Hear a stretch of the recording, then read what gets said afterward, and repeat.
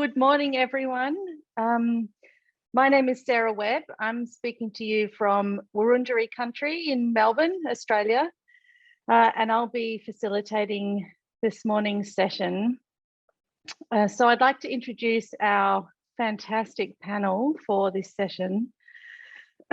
First of all, Fremden Yanhambath, who is the director of the Vanuatu Skills Partnership, which is a long-standing DFAT investment in Vanuatu.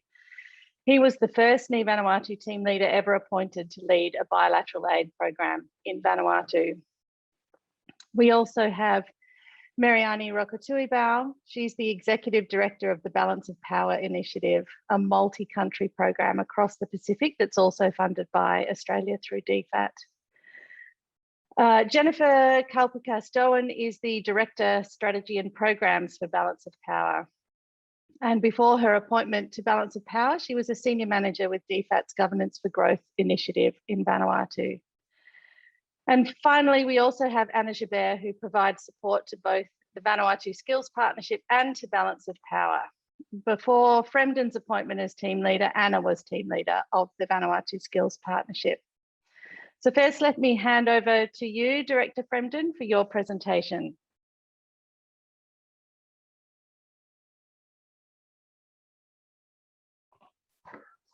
Thank you, Sara. Let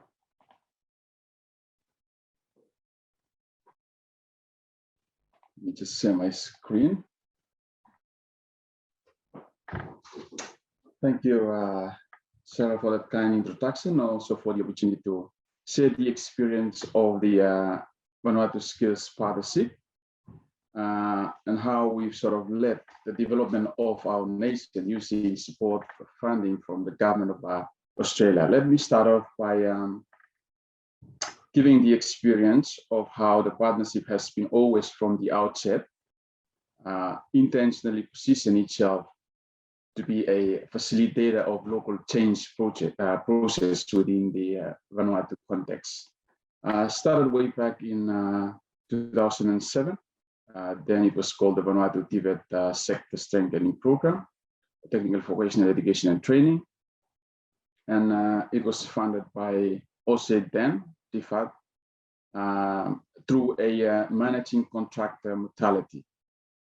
One of the key objectives for the partnership or the Technical Vocational Education Training then was to improve the quality of and the access to vocational skills for rural and remote communities within Vanuatu.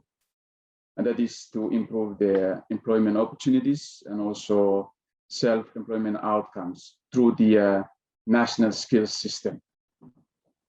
It's about identifying demands and working with the supplier, which are the training providers, to see how we can respond to the demand in a systemic way with the national skills system. The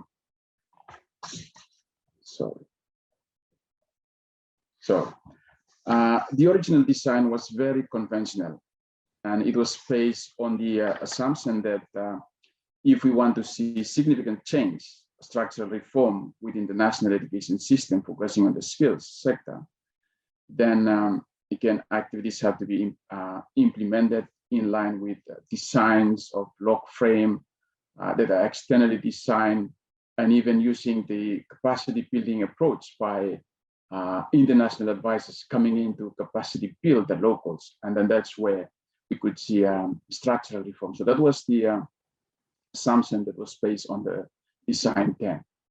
While this may all be done with good intention, unfortunately, the context was different. Context then, the systemic, political, and bureaucratic structure and behaviors of the people with powers within the system are the main blockers to reform. We also realized that it's not about technical or even the resource constraint that we have. It's about the lack of effective governance and leadership and political will at the systemic level that becomes barrier to any reform that is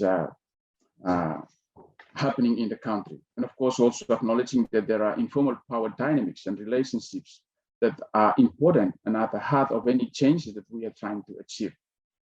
There's so much within the aid industry. There was so much presence of donors within the country, but there is limited evidence of sustainable or systemic reform within the nation. Aid projects were not delivering bang for buck. So that was the context at the time where the partnership started, and there was even limited understanding from the donor side about the aid industry's political economy. We have the managing contractors incentive. We have the approaches that are done by the donors. So these all also become barriers to any reform that are planned to happen. And of course, the post-colonial power dynamics and attitudes have become great barriers to any reform agenda that is planned to happen. So what we did then was we're looking at ways to actually try and reverse many of the conventional ways of working. And one of the things we did was ensure that new Vanuatu managers and leaders are actually leading the implementation, not just being the recipient, but actually taking the lead in any decision-making in terms of implementation. Even as we've said, because managing contractors to have their own incentive, to have their own interests, removing managing contractors that they think they own the project, while this is all about people of this country. It's about reforming a system that will support the people. It's not about any managing contractor having to own a project. So what we did was actually say, no, remove a managing contractor that doesn't have the same interest as what the locals have in terms of influencing reform. And even having good advisors coming in with all good ideas, good intention, but with the ones that they think they have all the answers and not acknowledging that, yes, we do have locals that also have the answers to the problems that they face. So removing those advisors also, and looking at activities where there's opportunities, there's appetite for reform, and looking at those green shoots of opportunities and adapting our plans to actually be in line with what opportunities we have during those times. And while we also acknowledge that technical skills are important, we actually prioritize attitudes and values over the technical skills. And of course, prioritizing the development of reformist leadership within the team, but also within the government partners, because that's where we're looking at creating coalition and then working together for a shared goal. And while our focus is on trying to influence change, sometimes if it means that giving glory to our partners or to our other stakeholders, it's even more important for us than us getting the praise. And even the language, because language is so important within the context we're operating in, even if it means changing language to be using language that resonate well within the communities that we are working with. That's exactly how we were trying to do, not using language that alienate people from any ideas that we want to pursue within the context that we are operating in. So those are some of the things that we do to try and reverse the conventional way of working. And then, of course, what we achieve as a result of that is there was a complete restructure of the education system. Where it used to be the Ministry of Education, it became the Ministry of Education and Training. And then the provincial skills centers which were established as part of the program, as a project, becomes part of the government of Vanuatu through the Ministry of Education and Training. And it was the first ever decentralized skill service delivery mechanism outside of the capitals and providing opportunities for people in remote and rural areas. And staff within those centers used to be paid by the program. They are now part of the National Public Service Commission. They're paid by the government. And the partnerships funding mechanism, which was started off by funding from DFAT, it becomes now a National Skills Development Fund with contribution coming from government departments that we work with, and even other donor partners are now seeing the opportunity and they put in funding within the National Skills Development Fund to be used for service delivery, focusing on skills in the rural areas. And of course, there's so much transformation of provincial economies. We see provincial tourism businesses, provincial handicraft businesses, handicraft hubs set up, tourism hubs set up, and it's all because of the increase or improved skills for the people, which then leads them to involve in business activities.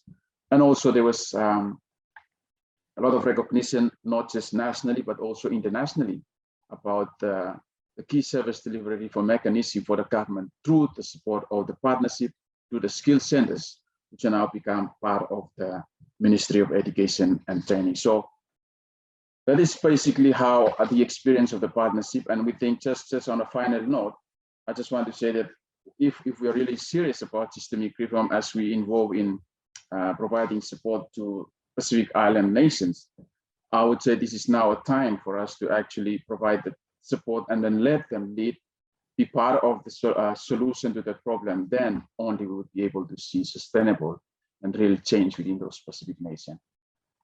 Thank you, Thomas. Thank you, Tomas, Fremi, and absolutely, yeah, wonderful to hear about the remarkable work of the Vanuatu Skills Partnership, and I know from firsthand how important it is. I'd like to hand over now to Mereani to speak to us about balance of power. Thanks, Mereani.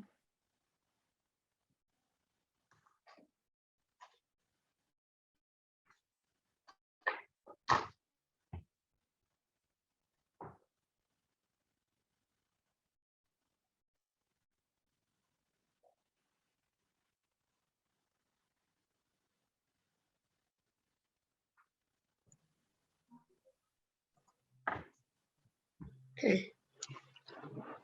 Well, Bulavanaka from rainy Suva, lockdown Suva. So I'm speaking to you from my home, but it's good to have this opportunity to just share some of the learnings and for balance of power, what we've learned so far. And thank you, Fremi, for starting the conversation this morning, because a lot of what I'm going to share is very much connected and closely linked with the ideas and the concepts that Director Fremden had just shared. For those of you that probably don't know balance of power, or we'd like to call it BOP or BOP for short, started in August 2019. So it's a fairly new program. We understand that a lot, over the decades, a lot of investment has been channeled to supporting women, gender equality. And then when we look at the outcomes, and we start to see that the value for money is not there.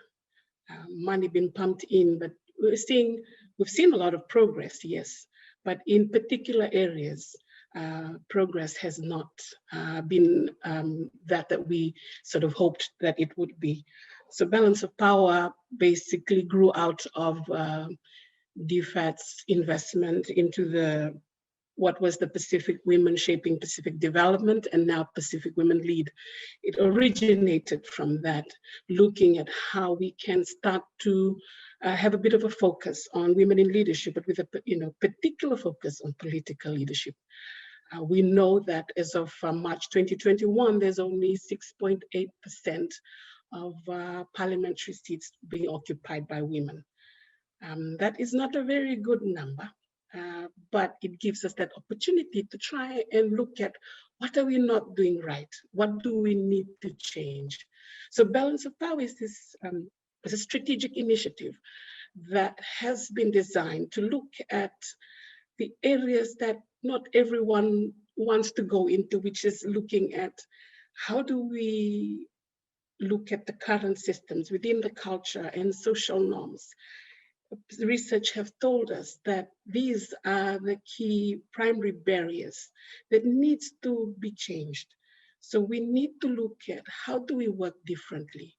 We know that a lot of the donor funds are pumped in to try and provide support to women leaders or women that have made it to parliament, but from the sort of the supply side. But when you're looking at how do we encourage women in our communities, in our provinces, to step into leadership? Where do we cover up those spaces? We start to see how social norms, behavior change, these needs to be unpacked, and we need to intervene at those spaces to be able to shift people's perceptions and people's view about leadership. Recently, Balance of Power has just released a survey that we did in Tonga on voters' perception on women in leadership. And these are the same issues that we saw back in 2018 when the program was designed, and where in 2021 it's still there. So it'll need a long-term investment to try and have these conversations and shift people's understanding about leadership.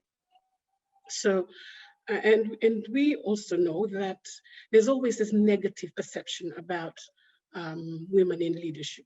You know, people would say, oh, that's not our context, that's, you're doing what the donors are telling you to do. So, you know, there's always that negative perception. So for those of us that are working in this space, these are some of the things that we have to think about. So I'm excited that our program is not called a Women in Leadership program, but it's called Balance of Power.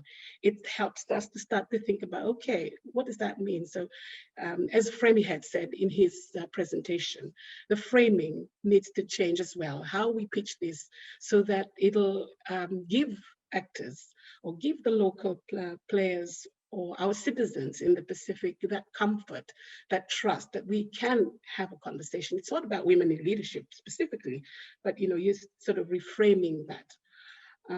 So yeah, just to add on to what Director Fremden had said, the need to start to think about how we're framing this differently. So how does balance of power work? We are all local staff. So we have an office in Tonga, in Vanuatu, where our director Jennifer is based. And I am based in Suva. So it's locally led.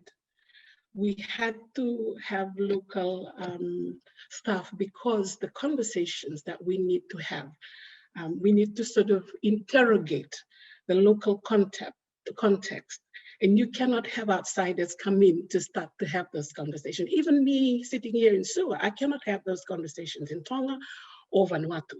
We'll need to support the local leaders, those that are already doing this. And it's not about a project.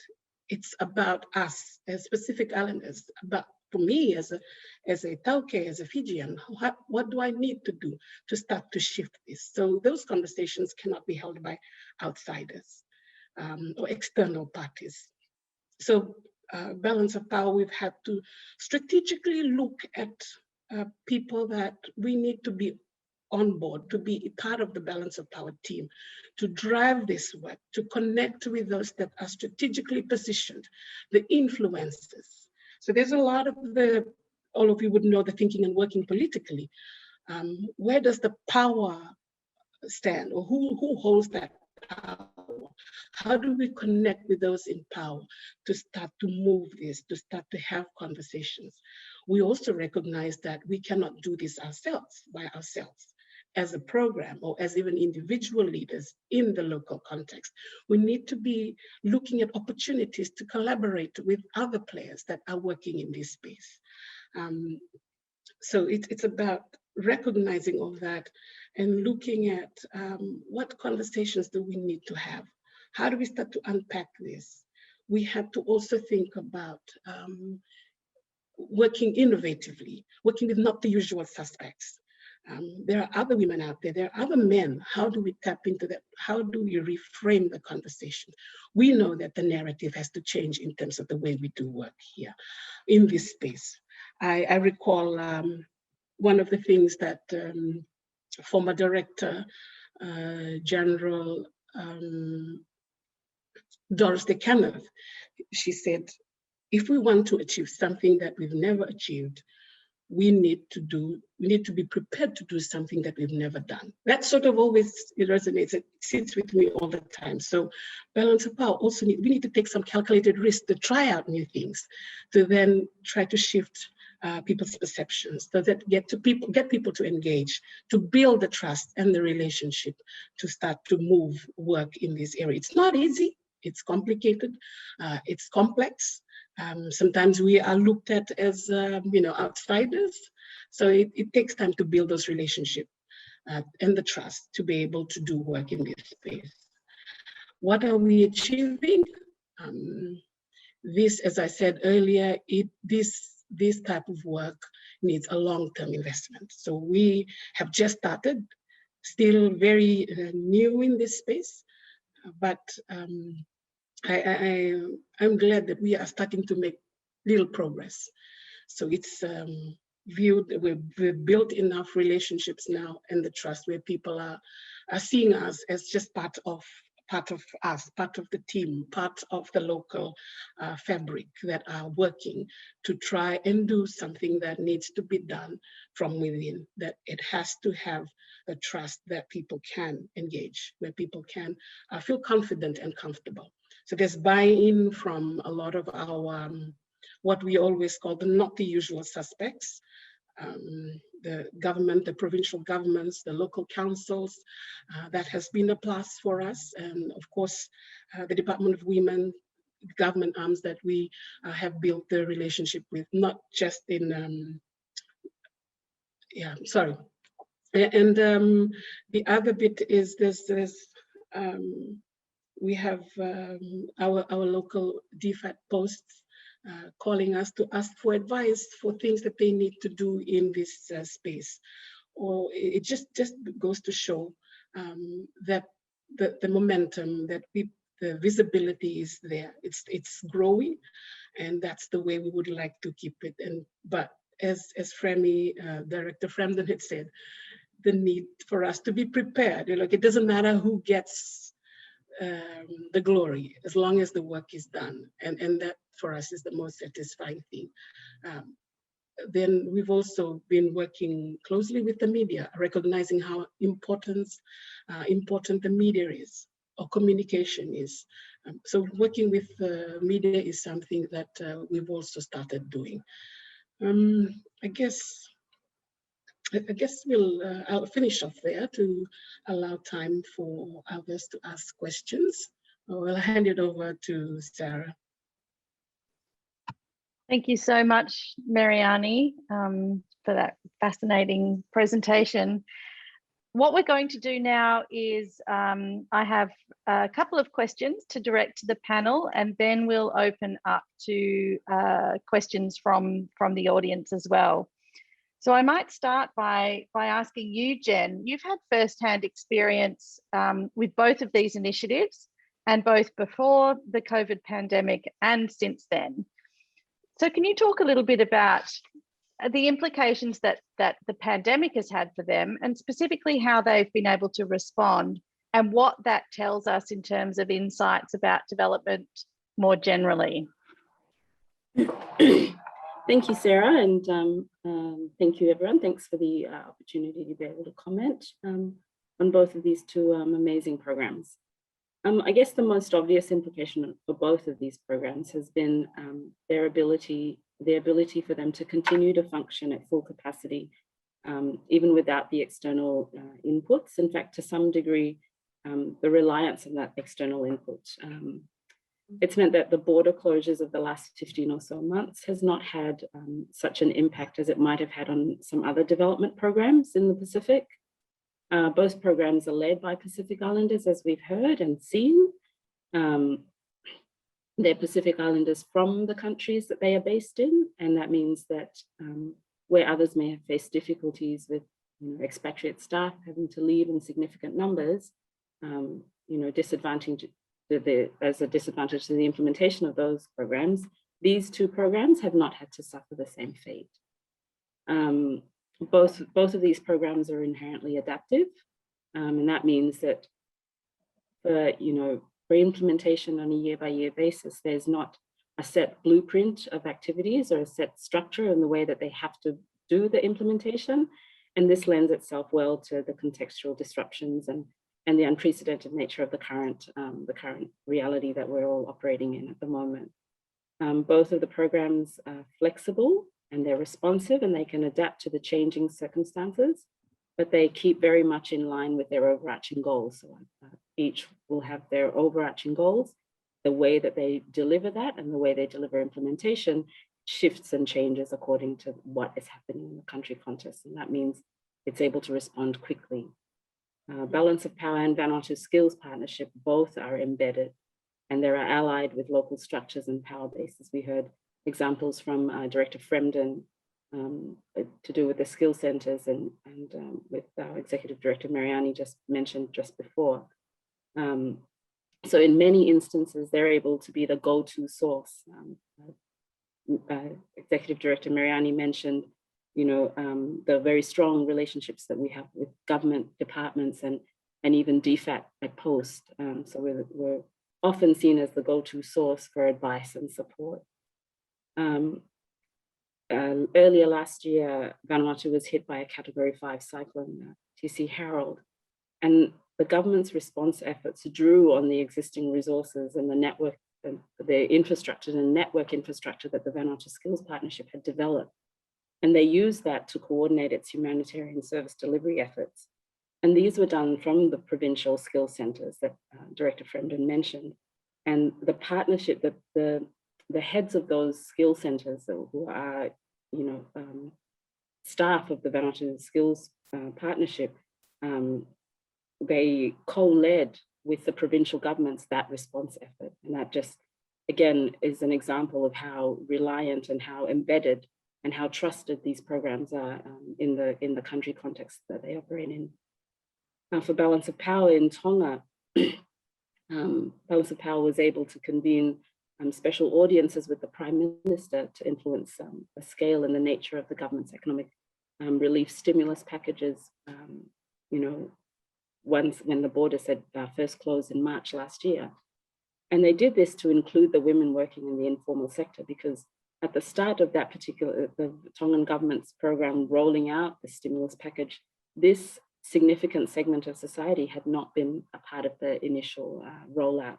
And so Balance of Power's influence and the networks that it has was able to, to make representations directly to the Prime Minister and the Minister of Finance and influence a change in the way that those stimulus packages were being rolled out.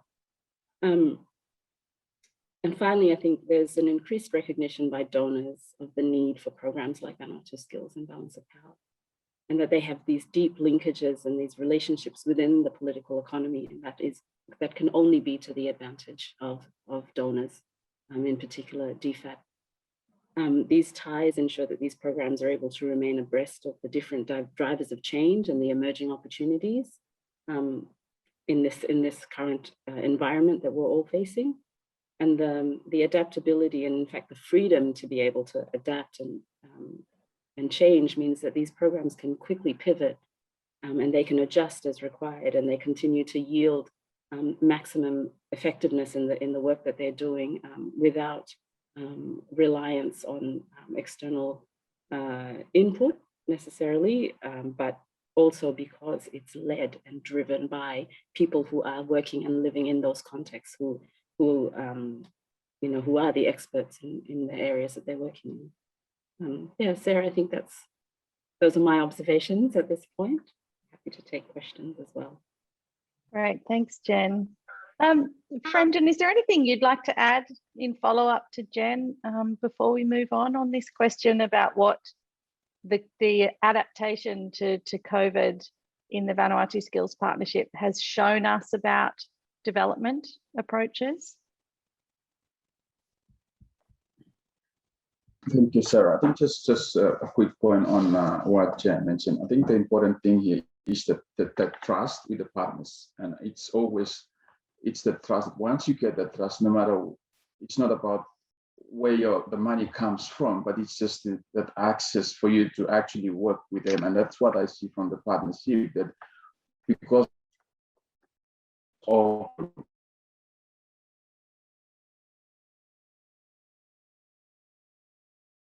are taking the lead, and then there's a trust between the provincial government. So that's what we go to the Roundtable, the skill center managers, and they invite planning out the whole response. So I think it's important to think about gaining the trust, and it's always the locals that are the front people that actually are the entry point to be able to build the trust. Thanks very much, Fremden. Anna, I might come to you now, and you were the team leader of Vanuatu Skills Partnership before Director Fremden, and you're still the strategic advisor both to Vanuatu Skills and to BOP. So given everything we've heard about the ways that both of those initiatives are working, what do you see as the most useful roles for external actors, for organisations and for individuals in this kind of development, in these nation building programs in the Pacific? Oh, thanks, Sarah. Well, I guess really just to start, I personally think that it's very difficult for external actors to be authentically useful to another country's development without a reassessment and lucidity around what genuine development is and how it happens. Unfortunately, I think the projectization of development by non-local actors, however well-meaning, has meant that the modus operandi and power structures of this industry, and particularly in the Pacific, foster an illusionary sense that it is actually external actors that bring about another nation's development, whether as donors, managing contractors, expatriate teams. Even the endemic use of the phrase in contracts, deliver development outcomes, reveals a misplaced belief that external technical inputs will be the main factor in determining internal power shifts that drive social complex change, which is what development actually is. So I think before one even gets to the practical steps of being a useful outsider, I think the very first precondition is to constantly check in on one's own humility. As a potential partner to a social change movement in another country and culture, are my actions and attitudes reflecting the reality that I'm not the driver nor main player in this process? And then with an awareness of that reality in place, I think the next step in being useful is realizing that much of the projectization of development needs to be actively worked against, or at least managed, in order to enable the local dynamism, creativity and political maneuvering that is required for sustainable social change to occur. And, you know, exactly what Mereani and Fremden have both been talking about this morning. And I think I think this was touched on this morning by the wonderful panelists in the opening session, but one of the great bureaucratic impediments to this local leadership and dynamism in aid programs of the West more broadly, where we privilege so highly the written word, is that need to demonstrate outcomes and progress in the language of the donor, framed in ways that resonate with the incentives of the donor's political economy. So often leadership legitimization is based upon an ability to meet these external bureaucratic requirements rather than on the essential skills to savvily navigate the local political economy to convene and influence for reform and institutional power shifting, exactly as Fremden was just outlining. And so when people ask, what do I do in my support roles to the Vanuatu Skills Partnership and Balance of Power, I often say a big part of my job is being a secretary. And this is not a faux humility. I know that in the context of foreign policy and international development, utilising billions of taxpayers' dollars, being able to articulate what a program is doing and why it is important in ways that are resonant is crucial for accountability.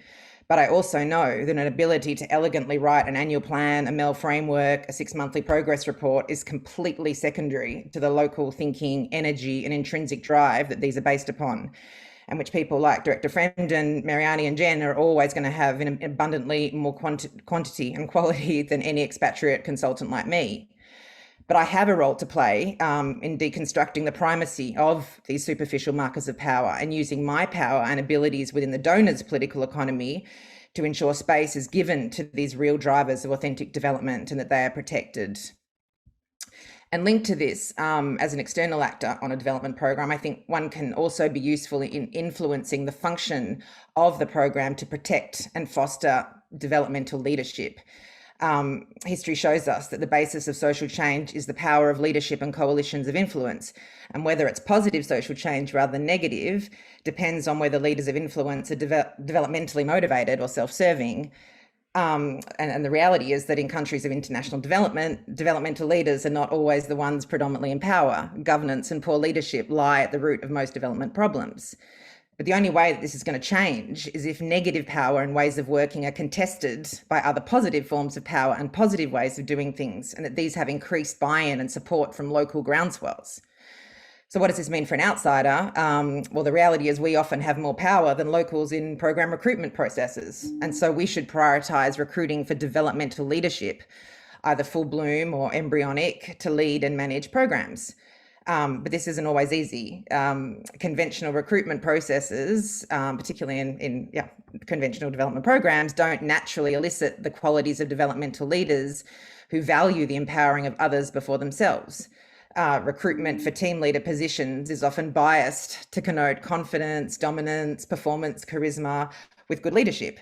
However, in reality, the quality of those motivated to serve and deliver results for others, humility, sensitivity, altruism, collaboration, don't often correlate with these. And identifying the people that possess these qualities takes much more care and insight. Drivers of positive social change aren't usually waiting around for a project to hire them to do development, as Mereani was implying. They're already intrinsically focused on working to bring changes to their communities, schools, churches, governments, local organisations. And as outsiders, we have an opportunity to see and value these green shoots of reformist action and see how we can further amplify their actions and values through our support. And when these developmental leaders are at the helm of reform initiatives, people like Director Fremden, Executive Director Mereani and Jennifer, we should then use our roles to promote the alternate forms of leadership that they stand for and amplify the power of their influence and contestation of the status quo. Thanks so much, Anna. Is there anything that other members of the panel would like to add to those comments about the useful roles that external actors can play? Mereani, is there anything you would like to add there?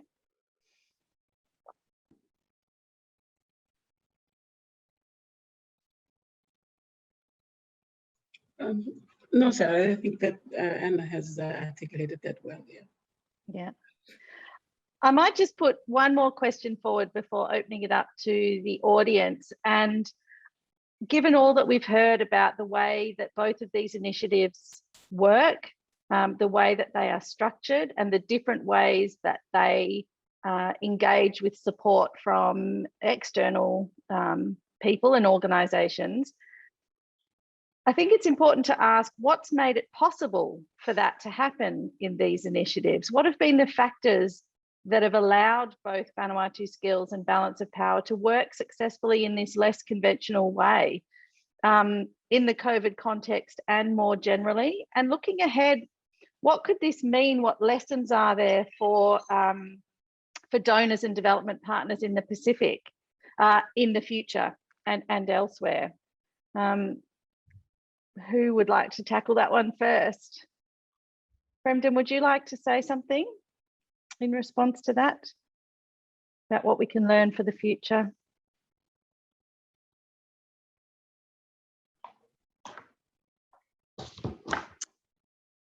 Thank you, Sarah. I think I would say from the experience of the partnership, and just to add on, again, from the role of the outsiders, we still value support from the outside, as Anna rightly mentioned.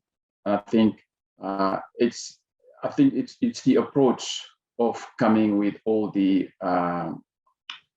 answers to the problem, and also the approach of coming with suggestive answers to the problem. So those are two different sort of approaches that we could come in. As we said, the partnership still acknowledges the support from the outside, but the approach of coming with all the answers, that's where it becomes a problem in terms of actually driving a reform. So that's one thing. And I think more from how the partnership sort of been so influential and being so flexible, I would say that sometimes the role of the donor is also important, more from the local host, I would say, and the support that they're providing, making sure that they provide that environment for the local leaders to actually be flexible to initiate activities within the local context. So that support from the donor is also important, as well as the support contractor. I mean, from the partnership's perspective, we even up to a stage we were like, no, we need a support contractor, not a managing contractor, because managing contractor decided to think that they own the project. No, it's not about them own, it's about providing us the support, making sure that we meet the financial requirement for DFAT, then let the local team run the show by doing whatever they think is best to build up the nation. Thank you. Mereani, would you like to add to that? Yeah, I think what we're going to say is something that has been mentioned before, the key role of the donors, but also I guess for us it's going forward, that trust to know that the locals understand the context and they know what the systems are. And for us to be able to make little shifts, it'll require that commitment from the donor. For me, it's just making sure that there's still that appetite to try something else. If this is not working, let's try something else and recognize that it'll require a longer term investment. It cannot be some of these ad hoc things that you just sort of throw money for 2-3 years, sort of, just like a project, treating it like a project. It cannot be treated that way, particularly when we're working in trying to shift mindsets and behaviors. And complex and sensitive issues like women in leadership. The long-term investment is critical, and the appetite to allow to be local players, to be innovative, to try out new things. As I said before, we've got to be prepared to do something that we've never done to achieve results that we want, that we've never achieved. Yeah. Jen. All right, I think both Mereani and Fremden have covered pretty much most of it, and I think it was echoed in the previous session as well. I think it's the same similar sentiment across the development arena. But I think one of the important roles that we as local leaders, local development change agents in our countries is the need to have to demonstrate it. I think there is an appetite, and the political economy inside DFAT itself is willing at this point in time to give that trust to countries, to local leaders to lead their own development programs. But the almost like the onus is now on us as the individuals who are at the front line doing this, that we need to be able to demonstrate, to continue to maintain that trust. And that gives us a sense, and another layer of a sense of responsibility to be able to demonstrate the capabilities and the expertise for DFAT or any donor for that matter to entrust donor funds to locals to lead that development for themselves. So I think there is definitely a role, a level of responsibility that comes with that as well, that's not lost on us. Anna, did you want to make an additional comment there as well? I think I think I covered most of the things. So perhaps just to pick up on Director Fremden's last point that he made about really intentionally using language to shift realities. The previous panel talked about not this whole narrative of donor beneficiaries, just how incredibly negative that is, and the whole power of donor recipient relations, and completely contrary to well, I was going to say development, but that's actually even something that in both Vanuatu Skills Partnership and Balance of Power, because we all went everything I was saying about the projectization of development. Sometimes when people actually talk about development, they're actually talking about development projects rather than nation building. And so we've actually really deliberately stopped even using the word development, because of that kind of traps people into, this is donor-driven projects. We've just very recently actually stopped even using the word MEL. I mean, again, these acronyms that, don't speak to, 99% of people in Vanuatu don't know what MEL is, what it stands for, and even monitoring, evaluation, learning. Yes, it's good, but it's become projectized as part of the industry of development, So, just a couple of weeks ago, it's a locally led team that does our MEL, but we've now decided to call it Quality Systems Team, because even within the team that, it's just basic good project management. You plan, you monitor, you review, you adapt based on, but again, we feel it just kind of pushed back to local ownership. It's not these constructs that have been, we have to have a MEL framework and a MEL, because that again takes the power and the reality around how social change happens from those local drivers to these external powers. So I think, it's something that people might think is seemingly small, but we feel is actually very powerful to really kind of deconstructing, decolonizing, whatever words you want to use. Even, just finally, just in a really, because it's so endemic in aid programs, everyone will notice that, both Fremden and Mereani are ostensibly team leaders of DFAT programs. We don't use the word team leader because that means nothing, again, to 99% of people. What's a team leader? Director, that means something. And then that has a status and a power. And so I guess these are just all examples of being very intentional about undoing that unhelpful development work and switching it to locally led nation building. Thanks, everyone. We have a few questions from the audience, and a couple of questions are touching on similar topics, and it really takes what we're talking about now just a little bit further. And I guess we've heard about the importance of navigating that political economy within, in this case, DFAT as the donor, but it would equally apply, I guess, with other donors and development partners. If people in the audience want to learn from the experience of these initiatives and try and design and implement and initiate similar ways of working for other programs, how can people navigate that political economy? What are the sorts of challenges and pressures that Vanuatu Skills and BOP have had to tackle and overcome in order to achieve this locally led approach successfully? Tips for others beyond simply, beyond the individual changes in attitudes and language and behaviours. How can people navigate that political economy in the donor? Mereani, did you want to tackle that one first? I knew I should have been writing something so you didn't have to. It's a heavy question, Sara. There's no easy answer to that. I think I'd like to just say that this kind of work is not for everyone. You need to have that, it's a matter of the heart. You have to be passionate about this to be able to withstand and hang in there when there are challenging times, when conversations are difficult, when people might have to look at you differently as well,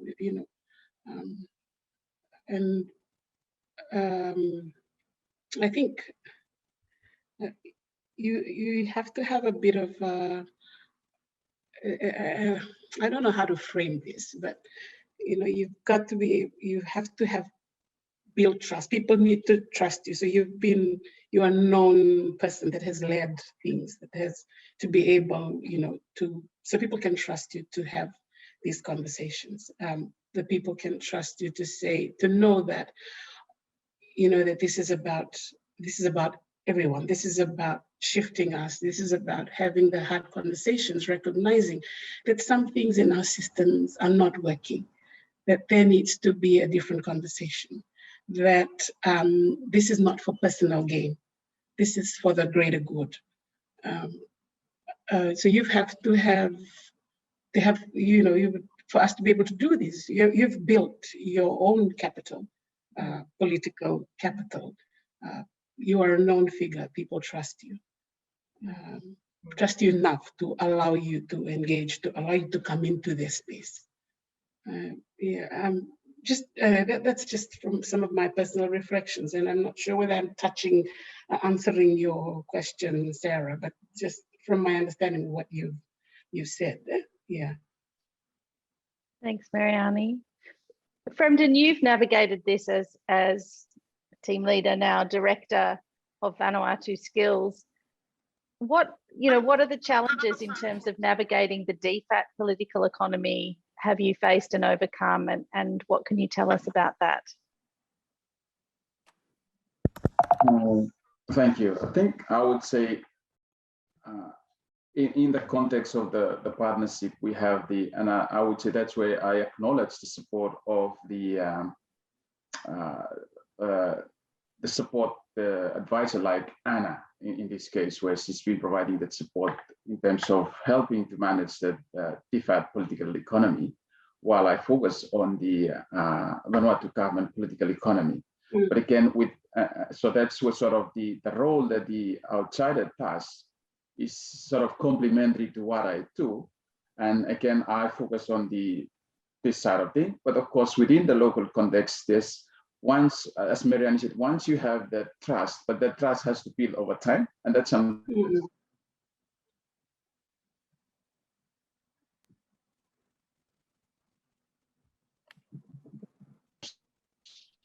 I can't do that. It has to decide. So that's why I acknowledge the role of the support person like Anna to help navigate that, while we focus on the, I would say, the critical stuff that needs to be done for the country in terms of the nation building.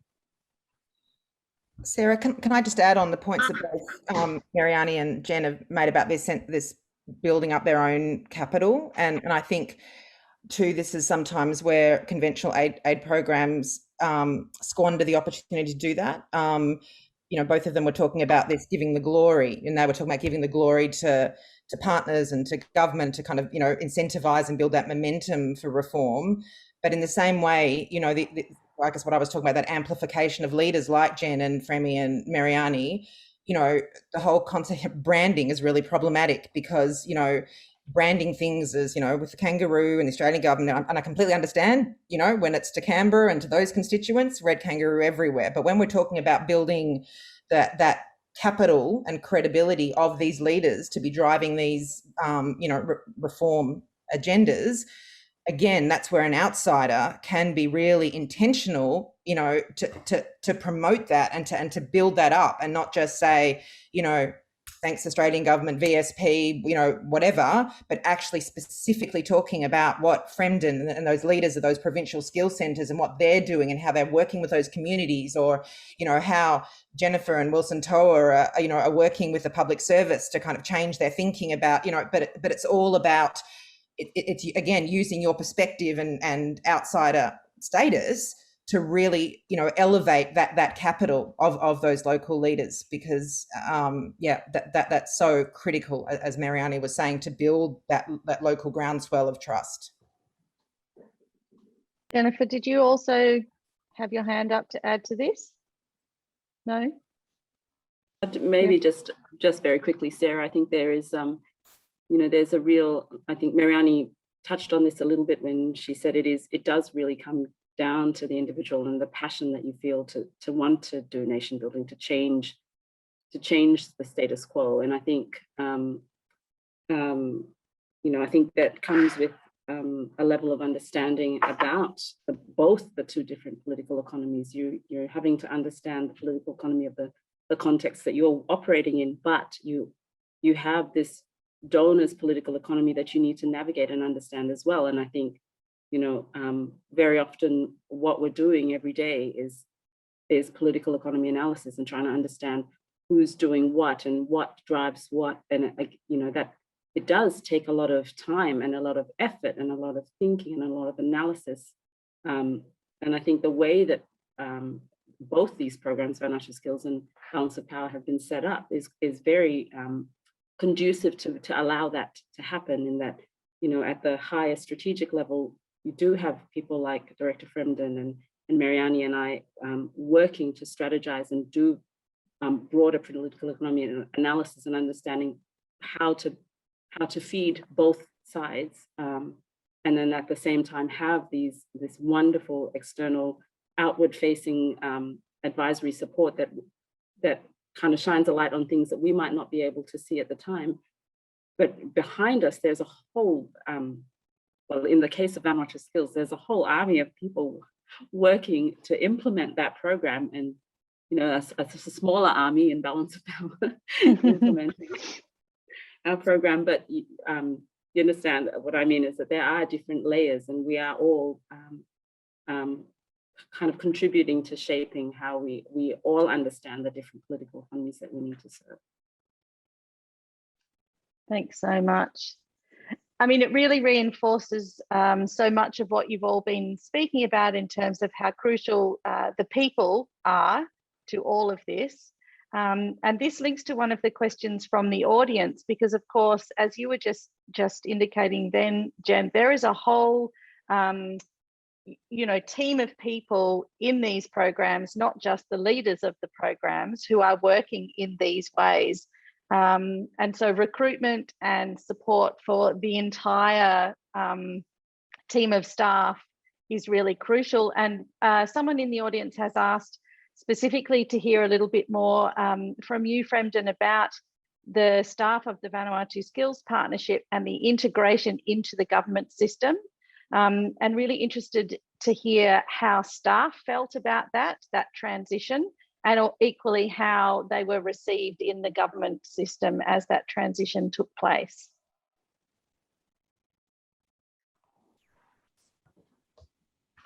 Thank you, Sarah. I think that I would say that was something that we were even thought about, like how would that be if we finally have our staff going to be the public service. But again, our idea of that is, well, we sort of help to build this team, again, seeing ourselves as developmental leaders, and that's a good thing. While going into the government system, it also provides them more opportunity to have access to, like they're both in the government and then outside the government. So again, once you build a team that have that mindset of, we're not just doing this as a project, but we're actually doing this for the nation, to build up the nation. Once they're getting in there, and we always use this analogy of the Trojan horse, where once you get in there, that's where you take over the system, and then just opening up the door for everyone to work in. That's how we sort of look at the opportunity, not just the current stuff, but also encouraging the team that we are working in to actually apply for senior position within the government that have more power to actually help to build up that reform movement within the government. So yeah, that's our experience. So we're actually building up the team, not just for this, but to actually try and get into the system and then come up with some ways that we can do things differently. Yeah.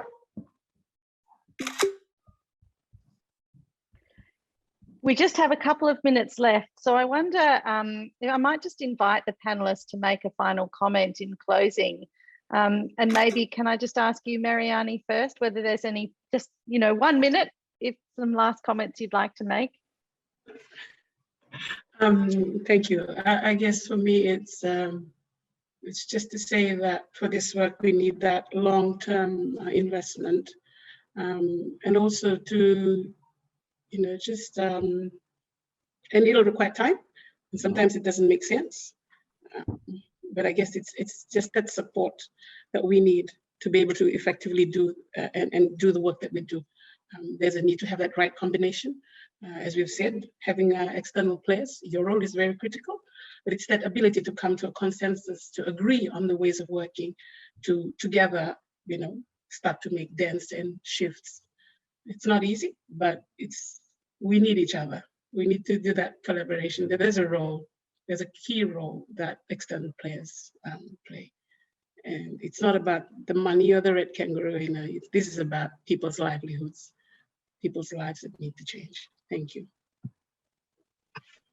Thank you, Mereani. Fremden, is there anything you would like to say in closing? My final piece of work on this is, I know there will be lots of losses from both, if we talk about the managing contractor, the donor side, but I think it comes back with the keyword that we mentioned other speakers mentioned, just trust the locals. And then if it means losing some things, they know the islands well, they know the problem well, they have the best solution to the problem, provide them that environment, provide them that support from the background, then yes, there will be great things happening for the Pacific Island nation. Thank you. Thank you, Fremden. Jennifer, you have less than a minute, I'm sorry. All right, very quickly. I think that this current reality of COVID has been an opportunity for the for local leaders to really demonstrate what effective local leadership looks like. And I'd just like to say thank you, not to COVID, but to DFAT for the opportunity and the trust, and that we will continue to do our best to demonstrate how effective local leadership can be. Thanks so much, Jennifer. I think we are out of time and we're about to get closed. So thank you to all our magnificent panelists, and thank you to the audience for joining us for this really important discussion. Yes, thank you. Naka. Everybody. Bye. Bye. Thank you.